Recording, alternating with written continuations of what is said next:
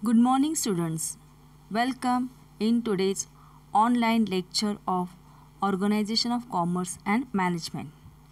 Dear students, yesterday we have started our second chapter, Functions of Management, and we learn there are various functions of management like planning, organizing, staffing, directing, coordinating, and controlling. Up till now, we have completed the first function, that is planning. Today, we are going to see the second function of management, and its name is organizing. Now the question arises, what is the meaning of organizing? Actually, organizing is the process of identifying, bringing the required resources together, such as men, money, material, machine, method, and grouping and arranging them properly for achieving the objectives.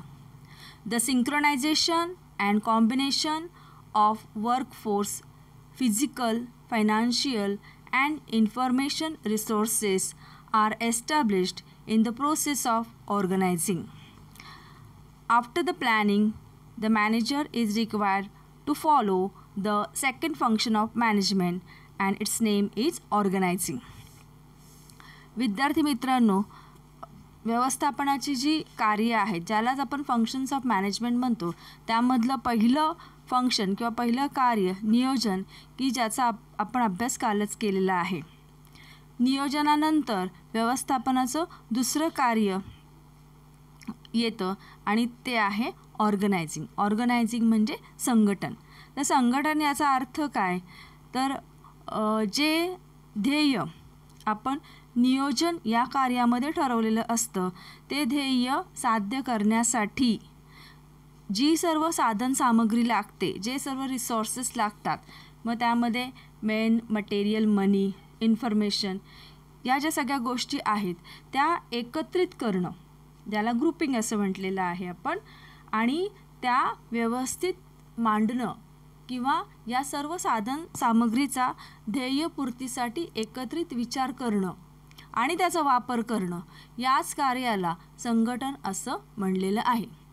संघटनेत भौतिक, आर्थिक आणि मानव संसाधने एकत्रित येतात व त्यांच्यातील उत्पादन नातेसंबंध विकसित करतात.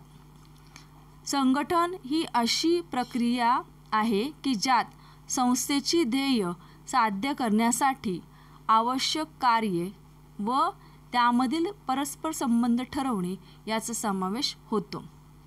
तर संघटन कार्य हे अतिशय महत्त्वाचं आहे, जे पहिल्या कार्यामध्ये संघटनेने किंवा ऑर्गनायझेशनने जे आपलं ध्येय, जे आपलं ऑब्जेक्टिव्ह ठरवलेलं असतं ते साध्य करण्यासाठी ज्या ज्या काही गोष्टी लागतात त्या सर्व गोष्टी एकत्रित करणं, त्याची मांडणी करणं आणि त्यांच्यामध्ये परस्पर संबंध निर्माण करणं, यालाच ऑर्गनायझिंग किंवा संघटन असं म्हणलेलं आहे. फॉर एक्झाम्पल आपण असं घेऊया की समजा तुम्ही कॉलेजमध्ये किंवा शाळेमध्ये टीचर्स डे साजरा केलेला आहे आणि दरवर्षी तुम्ही तो तेवढ्याच आनंदाने करत असता. ज्यावेळी तुम्ही वर्गामध्ये असं ठरवता की आपल्याला टीचर्स डे साजरा करायचा आहे, विद्यार्थी सर्व मिळून, त्यावेळी एकदा ते तुम्ही ठरवलं की आपल्याला हे काम करायचं आहे की मग जे तुम्ही सर्व विद्यार्थी एकत्र येता त्यामध्ये मग तुम्ही कामाची वाटणी करता की प्राचार्यांकडून परवानगी कोण मागणार, मग त्यासाठी अर्ज कोण लिहिणार, मग अर्ज अशा विद्यार्थ्याला तुम्ही लिहायला सांगता की त्याचा हस्ताक्षर चांगला आहे, बरोबर. म्हणजे अर्ज लिहिण्यासाठी तुम्ही तुमच्या मित्रापैकी अशा मित्राची निवड केली की ज्याचं हस्ताक्षर हे चांगलं आहे आणि ज्याला अशा प्रकारे अर्ज लिहिण्याची माहिती आहे. म्हणजे त्या विद्यार्थ्यामध्ये किंवा त्या मित्रामध्ये काय ॲबिलिटीज आहेत, तो काय करू शकतो हे तुम्हाला माहीत असल्यामुळे तुम्ही ते काम त्याच्याकडे सोपवलं. त्याचप्रमाणे मग नेमकं टीचर्स डेच्या दिवशी जो कार्यक्रम आहे तो व्यवस्थित पूर्ण पार पाडण्यासाठी मग तुम्ही कामाची आखणी करता, विभागणी करता. म्हणजे अँकरिंग कोणी करायचं, त्या कार्यक्रमाचं. त्यानंतर मग सर्व शिक्षकांचे स्वागत कोणी करायचं आणि ते करण्यासाठी मग तुम्ही तुमच्यातील मित्रमैत्रिणींची निवड करता. त्याचप्रमाणे जर कोणाला आपलं मनोगत व्यक्त करायचं असेल तर मग सर्वात चांगलं बोलणाऱ्या मित्रमैत्रिणी कोण आहेत हेही तुम्हाला माहीत असतं. मग त्याप्रमाणे तुम्ही त्यांना ते काय करता, काम सोपवता. आणि मग स्वागत करण्यासाठी किंवा तुमचं आपल्या शिक्षकांप्रती आदर व्यक्त करण्यासाठी त्यांना काही भेटवस्तू द्यायची असेल तर मग ती काय द्यायची याच्या बाबतीमध्ये विचार केला जातो. त्यानंतर मग काही अल्पोपहाराचा कार्यक्रम जर तुम्ही ठेवणार असाल तर त्याच्यासाठी सुद्धा नियोजन केलं जातं. मग त्याच्यासाठी पैसे किती लागणार आहेत, मग पैशांची जमवाजमव केली जाते. त्या कार्यक्रमादिवशी लागणारं जे साहित्य असेल, टेबल असेल, खुर्ची असेल किंवा एखादा शारदेचा फोटो असेल, त्यानंतर हार असेल, म्हणजे या सर्व ज्या गोष्टी तो कार्यक्रम तुम्हाला पार पाडण्यासाठी लागणार आहे त्याची जमवाजमव कशी करायची याच्या बाबतीमध्ये तुम्ही काय करायला लागता, विचार करायला लागता. आणि प्रत्येक काम आपल्या ग्रुपमधील कोण सर्वात चांगलं करू शकतो, कोणामध्ये कोणकोणत्या ॲबिलिटीज आहेत, कोण काय करण्यामध्ये हुशार आहे याचा विचार करून ती कामं त्यांच्यामध्ये वाटून दिली जातात. आणि अशा प्रकारे कामाची विभागणी होते आणि त्या दिवशी मग तुमचं जो कार्यक्रम असतो तो अतिशय व्यवस्थितपणे पार पाडला जातो. तर आता हे सांगण्याचं कारण असं आहे की तुम्हाला शिक्षक दिन साजरा करायचा होता, हे तुमचं ध्येय आहे, हे उद्दिष्ट आहे. ठीक आहे, एकदा ध्येय तुम्ही ठरवलं की आपल्याला काय करायचं आहे की त्याच्यानंतर पुढची ही स्टेप आहे की तो कार्यक्रम पूर्ण करण्यासाठी ज्या ज्या काही वस्तू लागणार आहेत किंवा कोणाची परवानगी लागणार आहे, कोणाला भेटावं लागणार आहे, कोणाला बोलावं लागणार आहे, कामाची विभागणी करावी लागणार आहे, हे सगळं तुम्हाला पुढे करावं लागतं. आणि यालाच म्हटलेलं आहे की ऑर्गनायझिंग, यालाच म्हणलेलं आहे आपल्या सोप्या भाषेमध्ये संघटन. की एखादं ध्येय प्राप्त करण्यासाठी जे काही मॅनपॉवर, मटेरियल किंवा इतर ज्या बाबी सगळ्या लागतात त्याचं ग्रुपिंग करायचं, त्याची प्रॉपर अरेंजमेंट करायची, त्याचा क्रम ठरवायचा आणि मग त्या गोष्टीचं काय करायची, अंमलबजावणी करायची की जेणेकरून तुम्ही जे ध्येय मनाशी ठरवलेलं आहे ते तुम्हाला साध्य करता येईल. तर हे जे सगळं कार्य आहे यालाच काय म्हणलेलं आहे तर संघटन किंवा ऑर्गनायझिंग.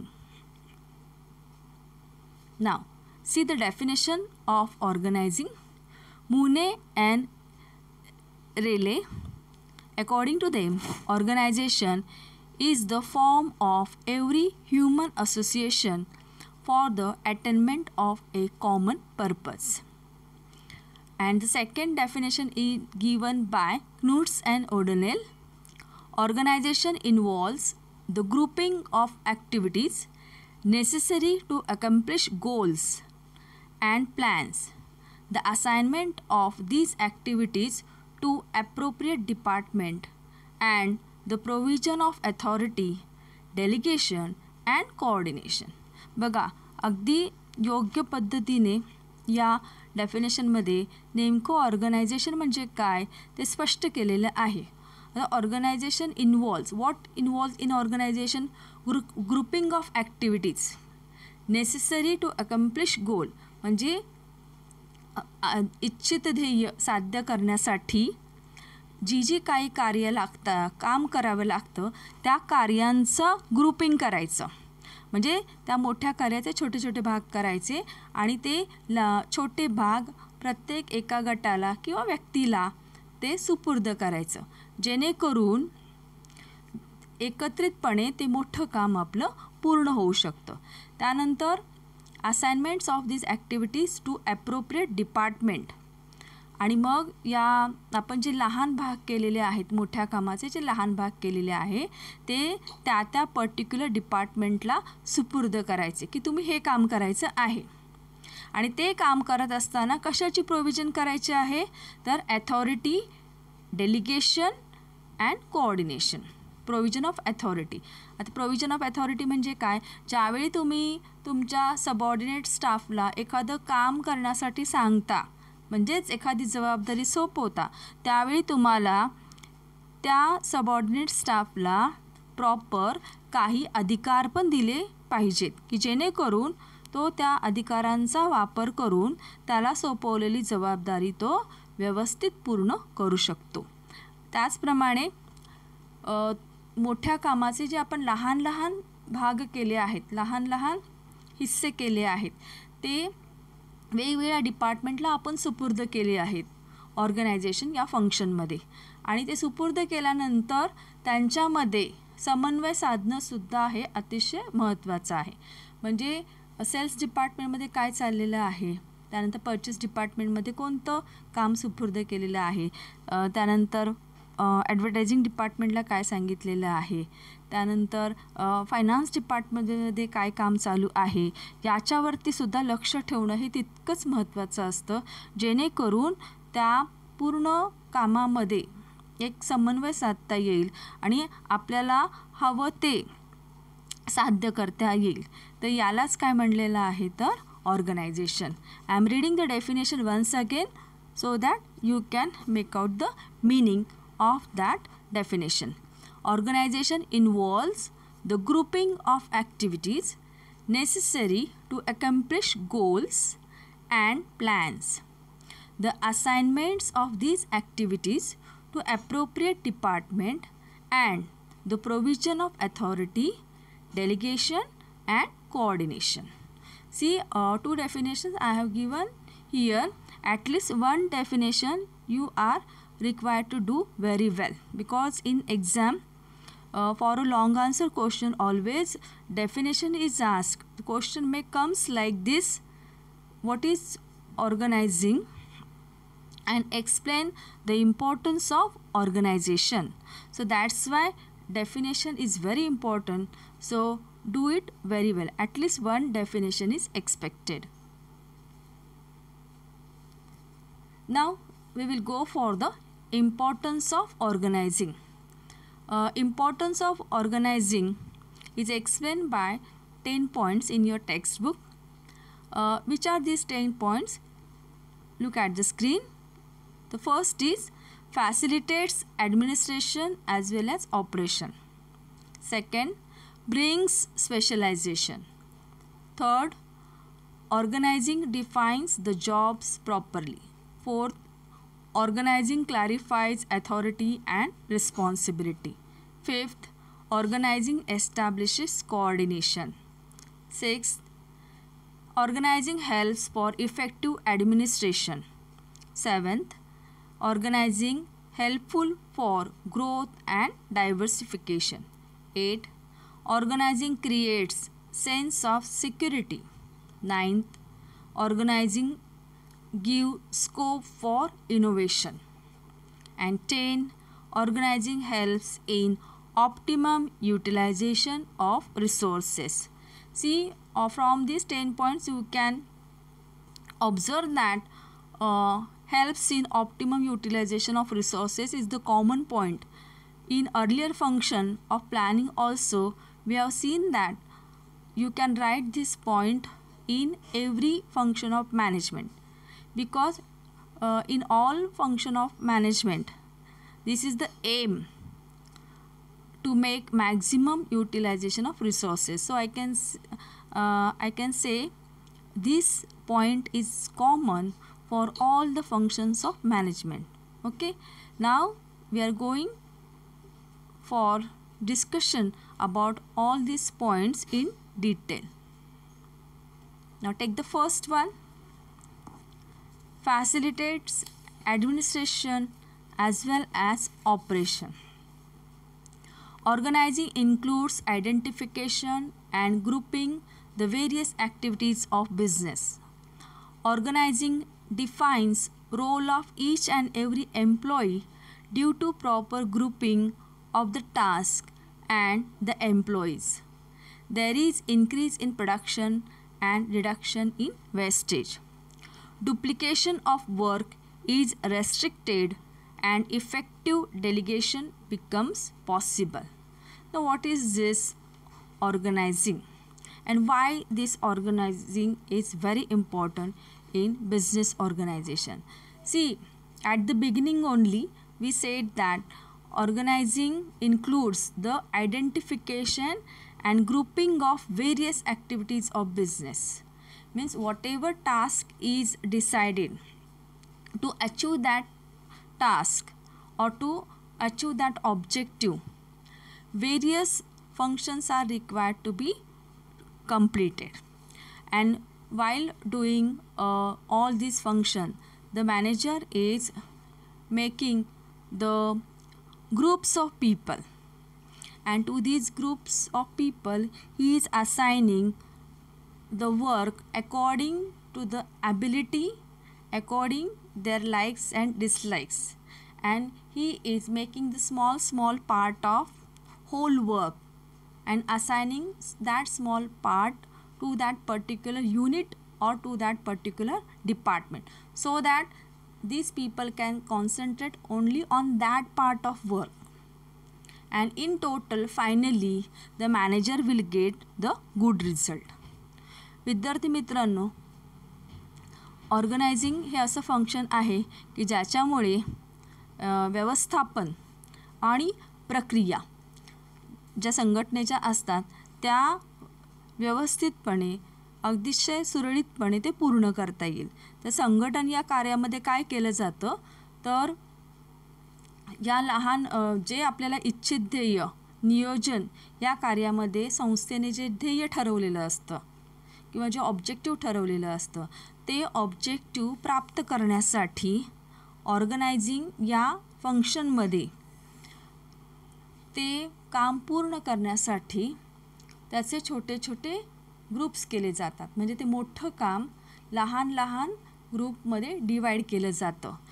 तुम्हाला माहिती आहे की बिझनेस ऑर्गनायझेशनमध्ये वेगवेगळे युनिट्स असतात, वेगवेगळे डिपार्टमेंट्स असतात आणि या वेगवेगळ्या डिपार्टमेंटमध्ये अनेक लोक काम करत असतात. मग प्रत्येक डिपार्टमेंटमध्ये ज्या प्रकारचं काम केलं जातं आणि ज्या प्रकारचे वर्कर्स तिथे आहेत त्यांना सूट होईल असे कामाचे भाग हे त्यांना सुपूर्द केले जातात.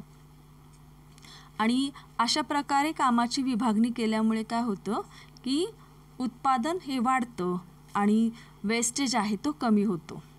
त्याचप्रमाणे काम करत असताना डुप्लिकेशन ऑफ वर्क होणार नाही, म्हणजे एकच काम परत परत सगळ्या डिपार्टमेंटमध्ये होणार नाही याची काळजीसुद्धा ही घेतली जाते. आणि हे सगळं या ऑर्गनायझिंग फंक्शनमुळे होऊ शकतं, कारण इथे मॅनेजर हे ठरवत असतो की कोणी नेमकं कोणतं काम करायचं आहे आणि कोणत्या कामानंतर कोणत्या डिपार्टमेंटमधल्या लोकांनी सुरुवात करायची आहे. त्या कामाचे टप्पे केले जातात. समजा पर्चेस डिपार्टमेंटमध्ये जे काम सोपवलेलं आहे त्यांनी ते काम संपवल्यानंतरच पुढच्या विभागाने पुढचं काम करायचं आहे असा एक क्रम ठरवला जातो आणि त्यांच्यामध्ये एक कोऑर्डिनेशन निर्माण केलं जातं जेणेकरून एकच काम परत परत होणार नाही आणि आपली साधन सामग्री वाया जाणार नाही. Okay, now the second brings specialisation. Proper organizing helps to divide work into different departments or units. The division of work brings specialization in various activities of organization. Specialization in activities leads to increase in organizational efficiency. Now, in the function of organization, a division of work is done and each department or each unit gets a small part of big work to perform. And when that unit and the people or employees from that unit, if they are asked to do the same work again and again and again, then all these people or all these subordinate staff become expert only in that work. And they reaches to such a point that no mistake will be done by these people. So they become expert in that particular work, and because of this there will be no wastage of resources, and that is only what the business organization wants. Maximum production with less wastages. Okay, म्हणजे विद्यार्थी मित्रांनो, bring specialisation याचा अर्थ काय, तर ज्यावेळी कामाची organising फंक्शनमध्ये मॅनेजर किंवा व्यवस्थापक कामाची विभागणी करतात आणि प्रत्येक युनिटला, प्रत्येक डिपार्टमेंटला थोडं थोडं काम हे काय करतात, ते वाटून देत असतात. त्या युनिटने आणि त्या डिपार्टमेंटमध्ये तेच काम केले जाते. एखादे काम जर तुम्ही परत सतत तेच काम अनेक वर्ष करत असाल किंवा अनेक महिने करत असाल, तर आपोआपच तुम्हाला त्या कामामध्ये तुम्ही स्पेशलिस्ट होता आणि तुमच्याकडून ते काम करत असताना कोणत्याही चुका या होत नसतात. म्हणजे ज्याला आपण मराठीमध्ये स्पेशलायझेशनला विशेषीकरण म्हणतो. म्हणजे एखाद्या संस्थेचे कामकाजाचे विभाजन लहान युनिटमध्ये केलं जातं आणि संस्थेच्या वेगवेगळ्या क्रियांमध्ये विशेषता आणण्याचा प्रयत्न केला जातो. त्यामुळे कमीत कमी वेळामध्ये जास्तीत जास्त काम करण्याचा प्रयत्न हा केला जातो, जेणेकरून संस्थेची किंवा त्या बिझनेस ऑर्गनायझेशनची एफिशियन्सी ही वाढते. Now next, defines the job properly. Organisational structure helps in putting right men on right job, which can be done by selecting people for various departments according to their qualification, skill and experience. Organizing helps to clarify the role of each employee while conducting business activity. Organising function हे संस्थेसाठी का महत्त्वाचं आहे, कारण इथे व्यवस्थापक काय करत असतो की जी व्यक्ती ज्या कामासाठी योग्य आहे त्या व्यक्तीलाच ते काम सोपवलं जातं. असे कामाचे ज्यावेळी व्यवस्थापक लहान लहान भाग करतो आणि ते काम त्या एम्प्लॉईजला किंवा त्या डिपार्टमेंटला तो सुपूर्द करत असतो, तेव्हा निश्चितच तो बघत असतो की आपण ज्या व्यक्तीला काम करण्यासाठी सांगितलेलं आहे त्या व्यक्तीकडे ते क्वालिफिकेशन, ते कौशल्य आणि तो अनुभव आहे का, आणि याचा विचार करूनच व्यवस्थापक ते या कामाची विभागणी करत असतो आणि जी व्यक्ती योग्य आहे, परफेक्ट आहे, त्या व्यक्तीलाच ते काम सुपूर्द केलं जातं. अर्थातच ऑर्गनायझिंग या फंक्शनमुळे प्रत्येक कर्मचाऱ्याला आपला रोल काय आहे, आपल्याला कोणतं काम करायचं आहे हे नेमकेपणाने त्याला समजतं. प्रत्येकाला स्वतःच्या कामाची जाणीव झालेली असते की मला हे करायचं आहे काम. त्यामुळे तो दुसऱ्यांच्या कामामध्ये सुद्धा ढवळाढवळ करत नाही किंवा तेच काम परत सुद्धा केलं जात नाही, ज्याने संसाधनं असतात त्याचा अपव्ययसुद्धा होत नाही. म्हणून असं म्हटलेलं आहे की organising function defines the job properly. Defines the job properly म्हणजे प्रत्येकाला नेमकेपणाने या ऑर्गनायझिंग फंक्शनमुळे समजतं की मला काय करायचं आहे, माझ्यासाठीचं काम नेमकं कोणतं आहे, आणि मग तो एम्प्लॉई किंवा ते डिपार्टमेंट नेमकेपणाने तेच काम करते.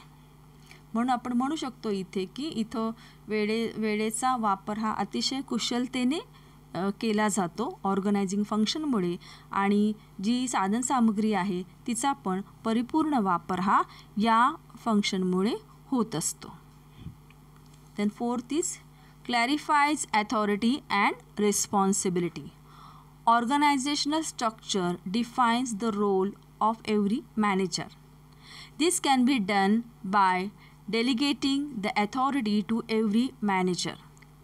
It also clarifies how manager can use his power, so misuse of power is not possible. Well-defined jobs and responsibility helps in bringing efficiency into managers' working. See, while doing the organizing function, the manager of the business organization he asks employees or subordinate staff to complete the task. When manager is asking his staff or employee to complete any work, that time he delegating authority also. So while doing the organization function, delegation of authority and responsibility is expected. Just asking to do any work or completing the task is not enough. For doing that, some authority is expected from the employee's side also. Then only it is possible for them to accomplish that goal. See, students, म्हणजे इथे असं सांगितलेलं आहे की organising function करत असताना प्रत्येक एम्प्लॉईची किंवा मॅनेजरची नेमकेपणाने अधिकार त्याला कोणते आहेत आणि त्याच्यावरती कोणती जबाबदारी आहे हे स्पष्टपणे दिसून येतं. प्रत्येक मॅनेजरला किंवा प्रत्येक अधिकाऱ्याला जो ज्या लेवलवरती काम करत आहे किंवा ज्या स्तरावरती, तुम्हाला माहिती आहे की 3 लेवल्स असतात. एक म्हणजे टॉप लेवल, मिडल लेवल आणि लोअर लेवल. तर प्रत्येक स्तरावरती वेगवेगळे अधिकारी किंवा कर्मचारी काम करत असतात. ज्यावेळी त्यांना ध्येय सांगितलेलं असतं किंवा एखादं ऑब्जेक्टिव्ह साध्य करण्यासाठी सांगितलेलं असतं, त्यावेळी नुसतं त्यांना ते सांगून उपयोगाचं नाही, तर प्रॉपर ॲथॉरिटी आणि रिस्पॉन्सिबिलिटीचं डेलिगेशनसुद्धा होणं तेवढंच आवश्यक आहे, जेणेकरून त्यांना आपली ध्येयही प्राप्त करता येऊ शकतील. म्हणून हे ऑर्गनायझिंग फंक्शन हे अतिशय महत्त्वाचं आहे की प्रत्येक संघटनेतील व्यक्तीला किंवा एम्प्लॉईला नेमके आपले अधिकार काय आहेत आणि आपली जबाबदारी काय आहे याची त्यांना जाणीवही होऊ शकते. Now the next is establishes coordination. Organizing helps in establishing coordination among different departments or units. Coordination between all departments and different levels of manager is important for smooth functioning of organizational activities. See, in any business organization, various departments are there and so many employees are working in that business organization under different units. Each unit is asked to complete one task. So these people are working separately in their units, but then also ultimately the aim of business organization is one.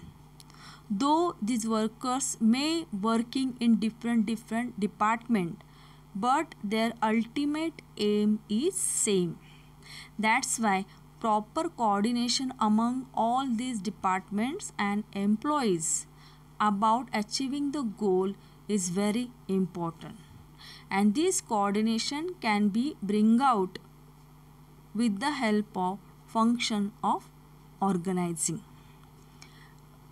Organising हे असं function आहे की ज्याच्यामुळे वेगवेगळे जे संस्थेमध्ये किंवा एखाद्या बिझनेस ऑर्गनायझेशनमध्ये जे डिपार्टमेंट्स असतात आणि त्या डिपार्टमेंटमध्ये वेगवेगळे कर्मचारी काम करत असतात. हे कर्मचारी जरी वेगवेगळ्या डिपार्टमेंटमध्ये काम करत असले तरी अल्टिमेटली त्या संस्थेचं ध्येय हे एकच असतं. म्हणजे सगळे जरी वेगवेगळ्या ठिकाणी काम करत असले तरी ते एकाच दिशेने जात असतात. आणि या सगळ्या विभागांमधले जे कर्मचारी असतात की जे वेगवेगळ्या ठिकाणी असतात, त्यांच्या कामामध्ये कोऑर्डिनेशन आणणं हे अतिशय महत्त्वाचं असतं. आणि हे कोऑर्डिनेशन केवळ या ऑर्गनायझिंग फंक्शनमुळेच साध्य करता येतं. जसं की आपण मगाशी उदाहरण घेतलं होतं की टीचर्स डे सेलिब्रेट करायचा आहे. टीचर्स डे शाळेमध्ये किंवा कॉलेजमध्ये तुम्ही सेलिब्रेट करत असता, त्यावेळी अनेक तुमचे मित्रमैत्रिणी एकत्र येऊन तुम्ही काम करत असता, बरोबर. तर ते काम करत असताना प्रत्येक विद्यार्थी त्या कार्यक्रमासाठी ज्यांची नियुक्ती केलेली आहे तो प्रत्येक विद्यार्थी नेमकं काय करतो आहे याची जाणीव, याची माहिती ही एकमेकांना असणं गरजेचं असतं, जेणेकरून त्या कार्यक्रमामध्ये प्रॉपर एक समन्वय साधला जाईल, कोऑर्डिनेशन साधलं जाईल आणि तुमचं जे काम आहे ते व्यवस्थितपणे तुम्ही पूर्ण करू शकता आणि तो कार्यक्रम तुमचा अतिशय व्यवस्थितपणे पार पाडता येऊ शकतो. म्हणून कोणत्याही बिझनेस ऑर्गनायझेशनमध्ये जरी विभाग हे वेगवेगळे असले, जरी व्यवस्थापक हे वेगवेगळ्या स्तरावरती काम करणारे असले, तरीसुद्धा त्यांच्यामध्ये प्रॉपर कोऑर्डिनेशन असणं हे गरजेचं असतं, जेणेकरून त्यांना आपल्या संस्थेचं जे ध्येय आहे ते वेळेच्या आत यशस्वीरित्या साध्य करता येऊ शकेल. So up till now we have completed 5 points which explains the importance of organization. Students, remaining 5 points we are going to discuss in our next lecture. Till then, take care, be happy. Thank you.